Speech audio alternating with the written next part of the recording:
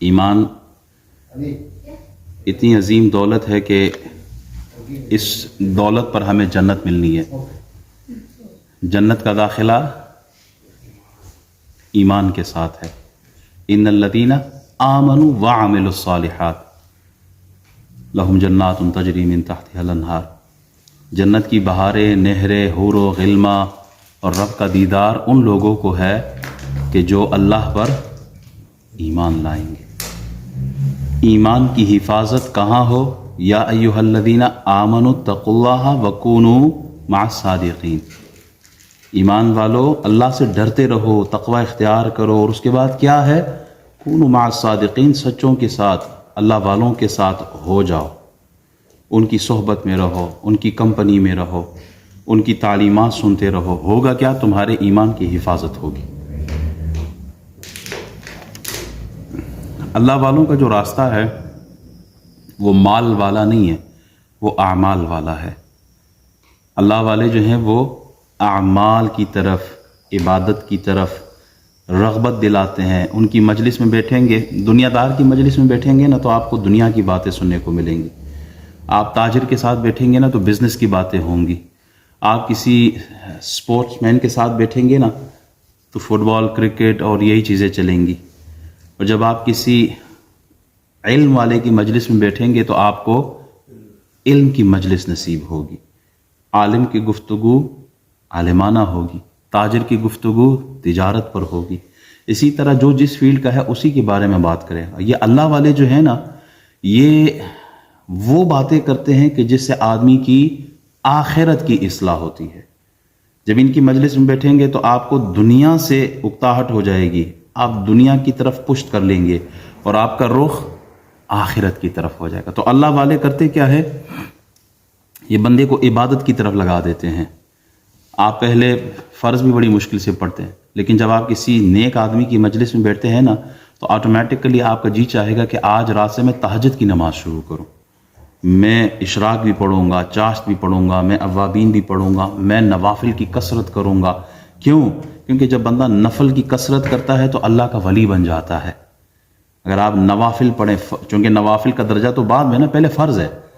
یہ نہیں کہ فرض چھوڑ دیا اور صلاۃ و تسبیح کی جماعت میں پورا محلہ اکٹھا ہو گیا، وہ نہیں. پہلے فرض ہے، پہلے فرض ادا کریں گے اور اس کے بعد پھر نوافل اللہ کے ہاں مقبول ہے.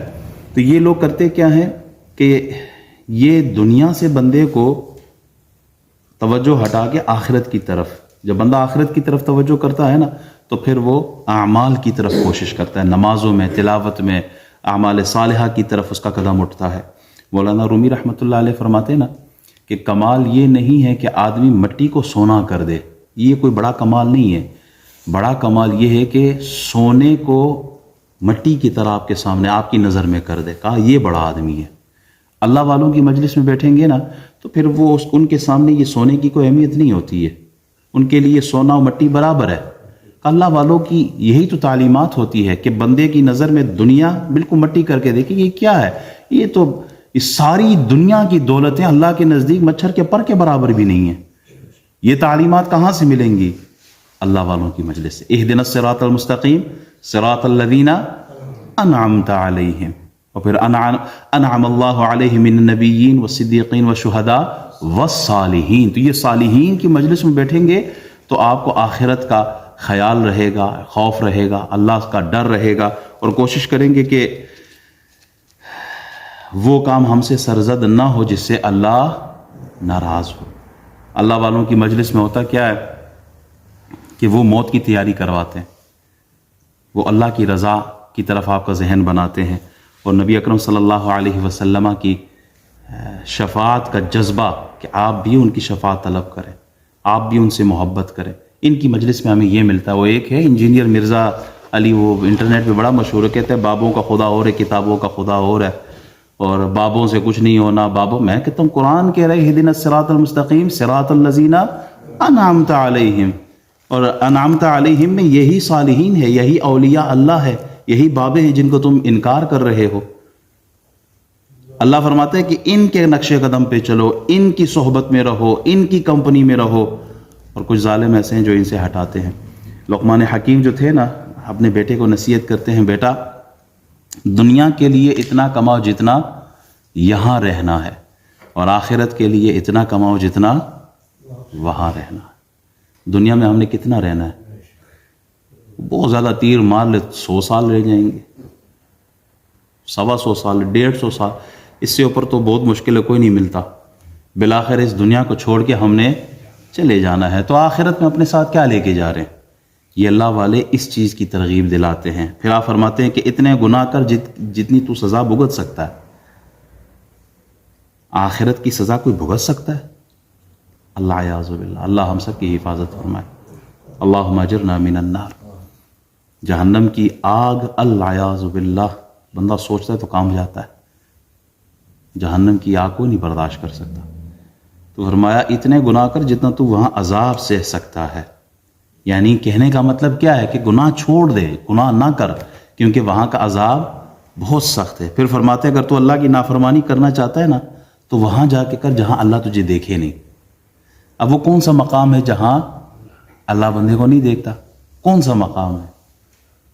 تنہائی ہو، مجلس ہو، خلوت ہو، جلوت ہو، اندھیرا ہو، روشنی ہو، پہاڑ ہو، زمین، جہاں بھی چلے جائے، زمین کے نیچے بھی چلے جائے نا، اللہ وہاں بھی دیکھ رہا ہوتا ہے۔ اللہ کی نظر سے کوئی چیز غائب نہیں ہے۔ پھر فرماتے ہیں اللہ کے لیے اتنے اعمال کر، اتنے عبادت کر جتنی تیری ضرورت ہے۔ ہم تو سانس لینے بھی اللہ کے محتاج ہے، ایک سانس نہ آئے موت واقع ہو جائے، ہم اللہ کے اتنے محتاج ہیں۔ پانی کی یہ جو بوتل ہے نا، یہ ایک دن ہمیں نہ ملے تو شام تک ہماری حالت کیا ہوگی؟ کھانا خوراک ہم روزے رکھتے ہیں، شام تک نڈال ہو جاتے ہیں، تو ہم تو خوراک کے بھی محتاج ہیں، یہ جو پانی کا یہ ایک بوتل ہے ہم اس کے بھی محتاج ہیں، ایک سانس کے بھی محتاج ہیں۔ تو ہمیں اللہ کی ہر جگہ، ہر وقت، ہر حالت میں ہمیں اللہ کی ضرورت ہے، کیونکہ اس پانی کی بوتل میں یہ جو پانی نظر آ رہا ہے، اس میں جو تاثیر ہے پیاس بجھانے کی، یہ کس نے رکھی ہے؟ مؤثر حقیقی کون ہے؟ اللہ ہے۔ آگ میں جلانے کی جو صلاحیت ہے یہ کس نے رکھی ہے؟ یہ بذات خود آگ کی تو نہیں ہے نا، اللہ نے رکھی ہے۔ زہر میں یہ جو موت واقع ہوتی ہے، یہ اس میں تاثیر کس نے رکھی ہے؟ اللہ نے۔ دوا میں جو شفا رکھی ہے، تاثیر کس نے رکھی ہے؟ اللہ نے۔ ہمیں تو ہر حالت میں، ہم ہر حال میں، ہر سیکنڈ، ہر سانس کے ساتھ ہمیں اللہ کی ضرورت ہے۔ پھر شیخ ابراہیم خواص فرماتے ہیں دلوں کا علاج 5 چیزوں میں ہے۔ یہ اللہ والوں کی صحبت بتا رہا ہوں، اللہ والوں کی صحبت میں بیٹھیں تو کیا ملتا ہے؟ یہ وہ تعلیمات ہیں ان کی۔ فرماتے ہیں کہ تدبر کے ساتھ قرآن پڑھنا، دلوں کا علاج 5 چیزوں میں ہے۔ دل کی جو بیماریاں ہوتی ہیں نا، اگر وہ ختم کرنی ہے تو کیا کرو؟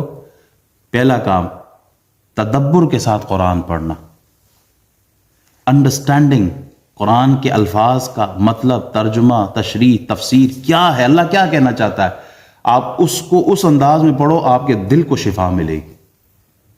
ایک ہوتا ہے نا یاسین والقرآن الحکیم الحمدللہ رب العالمین یا ایہا المزمل تبارک الذی بیدہ الملک وہو علی کل شیء قدیر، یہ تلاوت ہے، ثواب ہے، ہر لفظ پہ آپ کو 10 ہر حرف پر آپ کو 10 نیکیاں مل رہی ہیں، کوئی شک نہیں ہے۔